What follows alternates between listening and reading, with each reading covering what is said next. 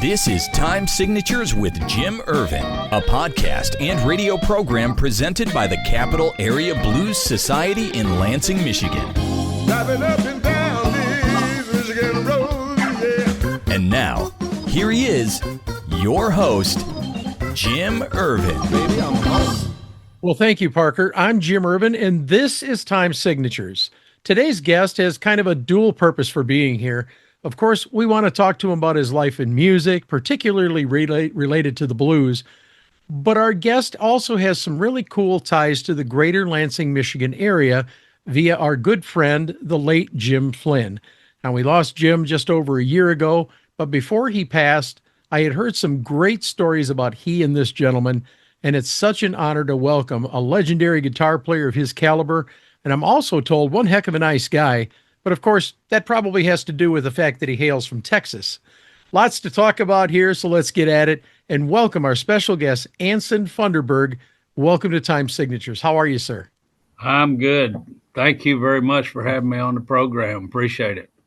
Well, listen, man, all I can tell you is that anybody who's a good friend of Jim Flynn is a friend to me. What a great guy he was. And we're going to talk about him in just a moment. But I want to get things rolling and ask you about your earliest memories of music. Oh, man, my earliest memories of music are my mother and dad listening to country and western music and being in the kitchen, dancing in the kitchen floor in the den. Yeah, that's what I remember about music. It's always sort of been focused around music and dancing. Okay. Now, as you were coming up, did you have any favorite bands or songs that you just had to play over and over again? Well, it depends on, when I got my very first guitar, you probably read this somewhere before. My mother bought me a round hole acoustic guitar from a co-worker. She worked for the Plano school cafeteria, and one of her co-workers' daughter's husband was selling a guitar, and I wanted a guitar. Okay. And I must have been, I don't know, I don't even know. I dropped maybe third grade, second grade, or whatever it was. And so my mother bought this guitar for me, and the gentleman that was selling the guitar, he threw in a box of 45s. Nice little bonus. And then with the guitar, and they must have been, there was a dance. I'm getting kind of confusing, I guess, but there was a dance around Texas called the Push. Okay. And they danced this dance to really sort of blues music. There were songs that were like shuffles, like a Jimmy Reed. There were about 120 beats a minute. That's kind of weird to be exacting something, but that's not really true, but somewhere around that kind of tempo.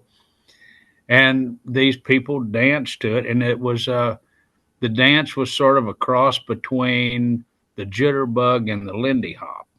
Oh, wow. Okay. And the man was the only one that left the slot. In other words, they danced backwards and forth, and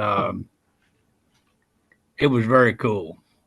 But anyway, to make a long story short, all of these songs in this box there was Hideaway by Freddie King, there was Linda Lou by Ray Sharp, there was Kansas City, there was Hold It, but Honky Tonk by Bill Doggett.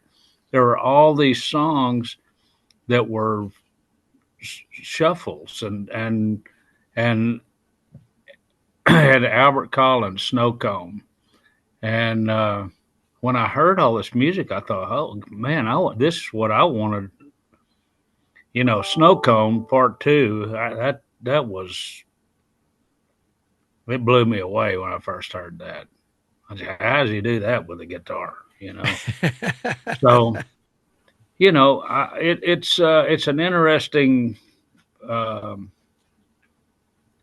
because country music and blues music, I heard all those things early on, and a lot of the old country bands they'd do Bright Lights, Big City, or Big Boss Man, or things like that. I Hmm. mean, and that's just kind of where I grew up. I'm like a hillbilly that heard blues early on, and I like all of it.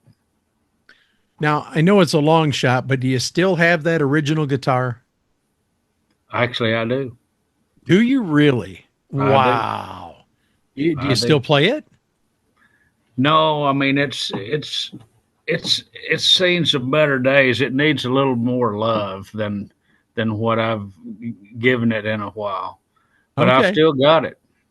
Yeah. That's cool. That's cool. Now, at what age did you figure out that music was in the cards for you, Anson? I'm not sure I still have figured it out. I've always wondered when I was going to have to get a real job my entire life. I guess at 70, but the chances of getting a real job are becoming slimmer and slimmer. So I better keep doing what I'm doing, I guess. I don't know. Kind of Right crazy, on. isn't it? Uh, but I mean, I don't think I've ever really thought about it that much. I've just continued to play, and there's always been something that kind of came along that seemed like it's helped my career grow a little bit. Sure. Of course, it's a little different now. I'm so much older now. I don't even know. I don't even think about it that much anymore. But I don't know. I don't know if I ever thought I'd be able to really make a living playing music. And here you are all these years later, and you got a body of work behind you. Isn't that cool? That's cool. Uh, I like it. Anson, take me back to the Losers Club. Now, I heard you were like 15 at the time, but talk about that evening with BB King, would you please? You know, our I was in a band. It was called SoundCloud Reunion, and I played in that band when I was, I guess, 14, 15, 16 years old. And the rhythm, all those guys were older than me. They were probably already in college, and I my the guitar player, the rhythm guitar player, his mother was the manager of the band, and he was sort of the leader of the band. And for me to be for me to be able to go and play in these clubs, my mother had to sign some sort of an agreement that Okay. Alice, who was his mom, could be my manager, and that she was present when I was playing in these places that served alcohol. Okay. So we all she took us to see BB King at the Losers Club, which was on Mockingbird Lane in between Mickey Finn's and near the old Egyptian Lounge. And it was a small, like a probably seated 200 people at the most, I would think. And it blew my mind to see BB King. I got to see him that night. And then after the show was over, I got to sit on the stage with him. I guess Alice must have told him that I was a wannabe guitar player. And so while he was telling people bye and shaking hands, like, BB King, he was the last guy to leave the place. He was Yes, sir. he was that guy. There'll probably be never be someone as wonderful as an ambassador of the blues as he. I'm not sure that I'm not sure who it would be. Well, Uh, you've built a tremendously solid reputation as a nice guy too. Do you feel that BB inspired you to conduct Absolutely, yourself as you do today? I do. I absolutely think. I mean, I think some of that has to be in you to just Well, sure. but absolutely. I mean, he didn't have to be nice to me. He gave me a pick. He set a chair beside him on the stage as we were walking, because the stage was not very high. He could sit and reach, and people would come up and say, "Hello, B. Sure good to see you." And he would shake their hand, and then he'd say a little something like, "So you want to be a guitar player?" And I mean, and he gave me a red pick. I'll never forget it. That has escaped me somehow, and I could shoot myself for that. But it was a red pick with B.B. King written on it. And what a wonderful evening, and to be able to meet him and just sit in his presence. Years later at one of the Handy Awards shows that we did, I got to sit backstage with him, and I was telling him that, and he goes, I knew I remembered you, which I can't believe that he did, but he was a wonderful man, very kind. Do you remember Bill Malone up here? Does that name ring a bell? He was with the Root Doctor Band. Yeah, I think I do remember Bill. Played guitar. For the last 15 years. Yeah. He told a story about meeting BB when he was up here. I want to say it was during his 80th birthday or something like that. He was on that tour, and similar story. He went in there, and he was at the time president, wanted to present a gift basket to BB, and got backstage, and there's a line. You know how it is when BB played. There was a line waiting to meet him after the show. And he said, well, listen, he said, I don't want to take your time. He said, I know you got a whole bunch of people. He said, listen, I played in 190 countries. I've played for presidents. I played for kings. When I meet somebody I want to have an audience with and talk to, he said, don't you worry about them. He said, I'll see every one of them before the night's over. He said, you sit back down here and talk to me. And they talked for almost an hour and a half. Yeah. But he was that generous with his time. And he was a wonderful, wonderful human being. Yes, sir. I mean, because all these people that would come by, he hey, B, well, how's your mother, or how is somebody that he knew that these people were related to? I mean, he actually had conversations with some of these people that, well, not everybody, but some of these people he truly knew and had some sort of connection with them. It's really amazing.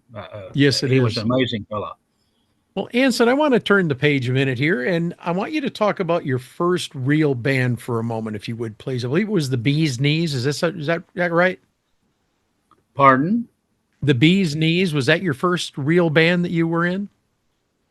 No, I mean, I was in the band that I was telling you about, where I actually got to meet BB. We did lots of push music even back then, because we did Running High. We did a lot of Jimmy Reed. We did Linda Lou. We did, there was a band around these parts called the Nightcaps, and not the Nightcats, but the Nightcaps. And they did Wine, Wine, Wine, and they did that All You Girls from Texas. I think ZZ Top covered that, but they were in the 60s and late 60s, mid 60s and late 60s.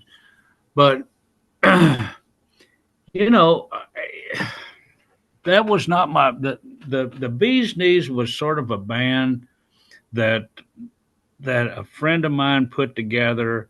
And at that particular time, we made a couple of records, and it was not really a blues band. It was sort of I remember everybody laughing about it, because the three leaders of the band called it tropical rock. Okay. And it was right in the period of probably mid 70s, I guess. And when Jimmy Spheris and Loggins and Messina and, I can't even, what's the guy that had the music on in Author, the movie Author. I can't think of his name. Oh, It's that Christopher Cross. Christopher Cross. That Yeah. was real huge, and Okay. huh? It was Yeah, go ahead. that was, yeah, it was real big. So it was music that was sort of like that. I mean, maybe today they'd call it yacht rock or something. You'd have to find one of those LPs and tell me what you think. I mean, well, the Rockets were. I formed the Rockets, Daryl and I, in 1978, Hmm. and that was really the first, I guess. I mean, I had the Rockets from 1978 till even now. I Yes, still sir. do go to Europe as the Rockets, and I play at the King Biscuit every year as the Rockets. Wow. Uh, I mean, and every once in a while, I'll get some sort of private show or a show somewhere around here in Dallas as the Rockets. Uh, but you know, that was the first successful, so to speak, blues band that I had, Okay. and still do. And we made a bunch of records, and we were in movies, and we played on, God, I don't even know how many, every wonderful festival that you can think of that, the Rockets have pretty much played on. But some before Sam with Daryl, and then after Daryl left the band, lots with Sam. I mean, we Okay. played everywhere. One of the things that I caught with an interview that you were doing with Mark Hummel, Uh you were huh. talking about Blacktop Records BT 1001, the first release from that label, It which was was. talked to you by hand in 1981. I got to tell you, I'm kind of bummed because I found it. I ordered a copy of it. I was hoping it would be here in time for the interview, but it's not. And I'm dying to get a listen to this thing. But that must have been an incredibly heady time for you, yeah? It was. Well, I mean, it was. I mean, we didn't know what we were doing at that time. I mean, in some ways of how how quickly things would move for us. Yes, But sir. yeah, I mean, that was actually the first recording that Blacktop did, and it was the first recordings that the Rockets actually did too, as far as album wise. I think we made 145. It was on Pantego Records before that, and it was yeah, I think it was It Takes Time, Otis Rush, and Little Walter, She's So Fine, or one of those things, Okay. and but that kind of they were starting their label, and they saw us playing in a place called Clarity's, right on the edge of the French Quarter, and um, Hammond and I met, and they were wanting to start a label, and we signed it, and that's, God. I mean, from 19 whatever that was, 1980 was probably when we actually recorded that record, Mm-hmm. and until I think the last record that I made with those guys was in, I don't know, 96 or something. I think Okay. I really don't remember exactly. Uh, but we went from Blacktop to Bullseye, and I think that Change in My Pocket record was somewhere around 2000, I believe. Okay. And Well, then the last one was Change in My Pocket, and that was on Bullseye too. And I want to say that was like 2004. So I made two and then all the rest of them were with Blacktop. We made a lot of great records together. Yeah, no kidding. Wow. And Now, I was part of a bunch of records over there, with different artists like James Thunderbird Davis and Snooks Eglin. I was on that record of his called Out of Nowhere. okay. Grady Gaines was on like a West. I can't remember what the name of the record was, but it had Teddy Reynolds and a lot of those people that recorded for the Duke and stuff on that. Joe Hughes and Grady Gaines. Fun times. Yeah, no kidding. A lot of fun making those records and meeting all those people and just being a part of that scene at that particular time. It was great, Jim. Yes, sir. Anson, I have to ask you about meeting Jim Flynn up here in Lansing. Now, I had heard that Jim was well known for bringing musicians to Lansing on his own dime many times. How did that meeting come together? And do you recall about what year that was? I don't remember exactly, and I'm not absolutely sure that I met him. I can't imagine that it wasn't in Lansing that we met, but we could have met at some festival or something. He used to come to the King Biscuit some. Yes, yes. But I can't remember if I met him there and then he brought us up or what, because we used to play. What was the name of that place? Was it the Ark? Oh, in Ann Arbor? In Ann Arbor, we played there. Okay. I can't remember it. I can't remember all the places anymore that we Understood. played. Yeah, yeah. But anytime we needed a gig to connect another gig up, Jim would always help us.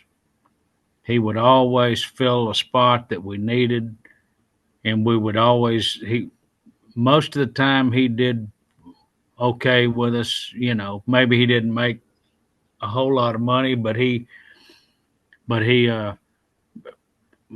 and maybe sometimes he lost a little bit of money on acts like us coming through, because he was just one of those guys that, man, he was a beautiful person. Yes, he was. Person, And I used to play golf with his buddy that passed away too up there. We used to go play golf every time I'd come into town. We'd go do that. Yeah, And Dave told me I had to ask you how the golf game's going. That was one of the things he wanted me to ask you. actually, it's not too bad. God dang, I'm getting too old though. I can't hit it quite as far as I used to. That's for sure. At 70, I'll be 71. It doesn't seem possible. Well, I understand. I just turned 60 and it doesn't feel possible. It's weird even to say it, But it's crazy. Speaking of Big Dave Lindahl, he told me I needed to ask you about your work with Sam Myers. I'd love to hear some of your stories about working with Sam. Well, Sam, we had the Rockets together, and we'd already made two records. We made She Knocks Me Out and Talk to You by Hand. Those records were both on Blacktop. Mm-hmm. And while we were out touring, trying to promote those records, or say even the first record, I guess, that Talk to You by Hand, we were playing in Jackson, Mississippi. Well, back in those days, there was actually record stores. I don't know how very many of them anymore, if there's any. No, there's not. But we actually we would go through and we'd find, our label would help us put all these things together to promote our music. And there was a record store called Bebop Records in Jackson, Mississippi. So we were playing an in-store, which is you'd show up and they'd have a little small stage in the record shop, and you'd set up with all your. Sometimes if the place was big enough, it was everybody, and sometimes it just the piano, guitar, and a singer, or whatever we had to do to make it work, and we would play, songs from the new record. Well, on that first time that we played bebop there in Jackson, this curly-headed guy came up to me, and he goes, "I sure did like the way y'all did that Sleeping in the Ground and My Love Is Here to Stay." And I said, "Yeah, man." He said, I'm a big fan of all those Ace records and Sam Myers." And he goes, "I work with Sam Myers." And I said, "Wow, you work with Sam Myers?" I said, I didn't even know if he was still alive or not. Of course, after meeting Sam, I mean, when we first made that first, well, anyway, he said, "Well, yeah," he said, he's working tonight, but which it was Friday. Mm-hmm. He said, "But on Saturday, I don't think he's working. I'll just bring him into the George Street Grocery where we were playing for the weekend." We played Thursday, Friday, Saturday. Anyway, he did. He brought Sam in, and I got to meet him, and everybody in the band, we became really good friends with him. And we used to play in Jackson. It was about a 6.5-hour drive from Dallas. And they would usually give us 3 or 4 days over there. We could usually work Thursday, Friday, Saturday, and sometimes a Sunday. And so every time we'd head that way, about every couple of months, maybe 3 months, 2 months, we'd get a show over there, and we'd just go hang out, during the day with Sam and stuff, and we got to be really good friends. And so I started talking to Hammond and Nauman at Blacktop about doing a little record on him, and that's when Sam and I did that My Love Is Here to Stay record. We redid a couple of his old songs and recorded some different stuff too. And Sam, that was in 1984, I believe. And I think Sam was 40. I thought he was the oldest guy I've ever seen in my life back then, but he was in his late 40s, 46. So he was 48 years old when we made that My Love Is Here to Stay record. And I mean, Daryl left the band in 86. And when Daryl left the band, I just called Sam and said, "Hey," because he was always telling me, "Man, I'd love to go out and play with you guys some, And we did take him on some stuff. We played the San Francisco Blues Festival. We played that a couple of times with Sam, and Daryl was in the band. And then, but when Daryl left, I just called Sam and asked him, I said, "Man, you want to move to Dallas and start playing and singing with the Rockets?" And he goes, "Yeah." So anyway, that's kind of how that's how we started, Now, in the interview with Mark Hummel, you referred to an album that you did with Sam as a moment. You said it was your favorite. Was that the Love Is Here to Stay album? That was My Love Is Here. That was My Love Is Here to Stay. Okay. And Mark, I think, says that that's his favorite record. It's really a cool record. I don't know if you've ever heard it or not, but I haven't, but I'm going to look for it. I'm going to see if I can find one. Sam's performance on that he's young. His voice is amazing on it. Harmonica player.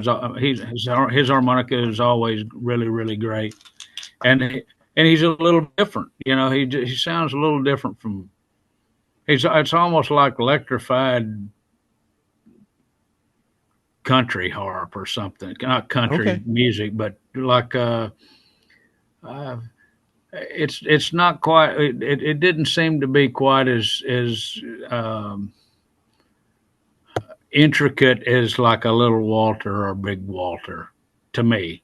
It always seemed correct and right to the point, and it was just amazing. And then, when I first met him, I don't think he ever really played like a electrified, like he'd just play through the PA or something. So we ended up getting him the harmonica amps and a JT30C that I borrowed from Greg Taylor, Fingers Taylor, and man, it was something to be dealt with. I mean, he was very unique, I thought. Yeah. But you'll have to get that and let me know what you think about it. I promise you I will. Now, Dave had one more thing he wanted me to ask you about.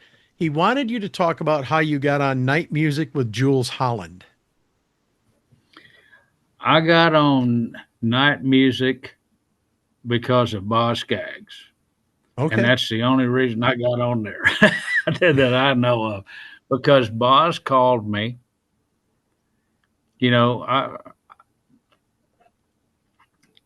I was friends with Boz's brothers. I went to school with them.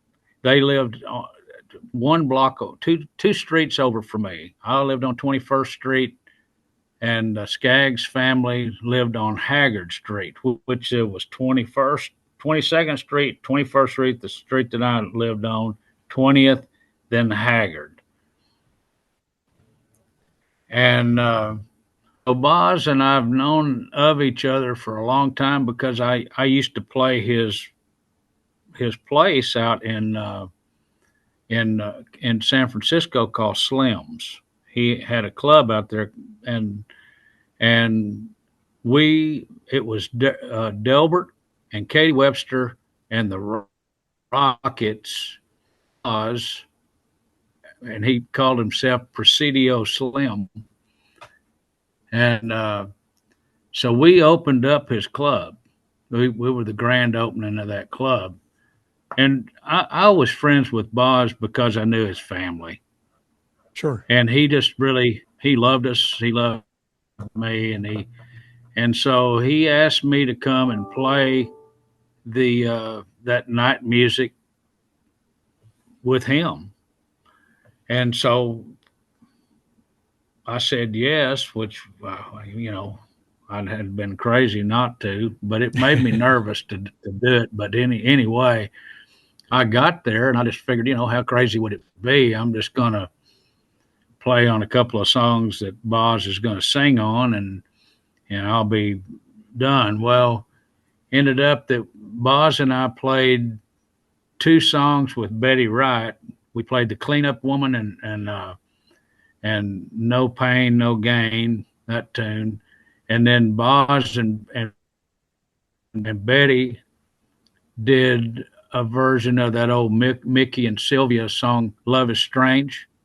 Yep. And so they sang that together, and I played the guitar on it. And then I played on Running Blue with Boz. And then David came to me and he goes, well, what are you going to do for your portion of the show? And I said, well, what do you mean my portion of the show? I said, I didn't know I was going to have a portion of the show. He goes, yeah, man, we want you to play on something. I mean, that kind of features you. So I got to do that little, those little instrumental thing. It's like a little slow blues song, and then that Cool Strutting. I got to play that, kind of a little jazz head called Cool Strutting. And that's, just because of Boz is how I got there. And it was, there was always something, with the Rockets, seemed like when we were together, that kind of took us another little step up, that got Yep. us even more notoriety. We were on that, we were in a movie called China Moon that was starring Ed Harris and Madeline Stowe, and the executive producer was Kevin Costner, who was just kind of coming off of that huge success with Dances with the Wolves. Mm-hmm. And anyway, the movie was it was not, it took a long time to get it out, and it wasn't as successful as what they thought it was going to be. But I mean, still there was something for us to talk about, and Sure. we were real fortunate. We just had lots of good things happen for me and Sam for some reason or another. We were one of the Miller Genuine Draft Bands. I don't know if you remember that whole program that they Oh, did. yeah. Yep. They had, that was their way to be able to mention their name, Miller Genuine Draft, and without being in a beer ad, I guess, because at some point right there, I don't know exactly when that was, in maybe the 80s or 90s, when Mothers Against Drunk Drivers, MAD, wasn't that what it was called? Yep. That anyway, we were a Miller Genuine Draft Band, which meant that we got to do interviews, and people would interview us, and then we could talk about the program, that how Miller was helping us promote our shows and stuff. Sure.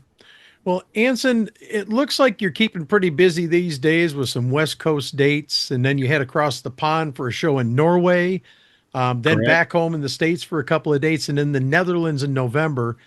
Yeah. Tell me, where can we send people to learn more about you, maybe buy some merchandise, some albums, or book you for a gig? Well, I have a website. It's ansonfunderburgh.com, which there's not really any merchandise for people to buy, but they can keep. I have all my dates posted up on that website, Okay. and we've talked about getting some of our old T-shirts and stuff up and running, where we can sell a few things here and there, and I'd love to do that. But that's how they can keep up with us. Okay. I'm on Facebook. There's, I work with a bunch of different people now, not more other people than just the Rockets, just than myself. But loving every minute of all of it. Yes, sir. Well, Anson Funderburgh, I say again, what an honor to talk to you today, sir. I wish you all the best, safe travels. And anytime you have an album to promote or a tour, please have Julia get in touch with me. We'll bring you back on anytime the door is open to you, okay? Awesome. That would be good. That would be awesome, because I do want to make another record there. I would one of these love days. to help you promote it. All right. All right. Thank you, Jim. You're welcome, sir. As this episode comes to a close, I want to tell you about the Killer Blues Headstone Project. Stephen Salter started Killer Blues in 2008 with the goal of making sure that no blues musician lay in an unmarked grave. To date, Killer Blues Headstone Project has purchased and placed nearly 200 headstones in close to 20 states. But there's a lot more work to do. In fact, Stephen already has a list of about 25 more headstones in need of funding and placement, and he needs your help to have the funds to do it. Whether it's $5, $50, $500 or more, every dollar raised goes to this worthwhile project. Please consider making a tax-deductible donation today at killerblues.net and look for the donation at the bottom of the page. And as always, thank you so much for your consideration. And that wraps up this edition of Time Signatures. Once again, my esteemed thanks to our good friend Anson Funderburgh, but also to you, for without you, none of this would be possible. Jim Ervin reminding you, keeping the blues alive is everyone's responsibility, but preserving the history of the blues, one story at a time, that's my mission. Until next time, so long, everybody. This has been Time Signatures with Jim Ervin, presented by the Capital Area Blues Society in Lansing, Michigan. For more information on cabs, visit capitalareablues.org. You can find this episode and past episodes at lccconnect.org. The Time Signatures theme song, Michigan Roads, is used by permission and was written by Root Doctor, featuring Freddie Cunningham. You know I'm trying, baby, driving up and down these Michigan roads, yeah. Until next time, keep on keeping the blues alive.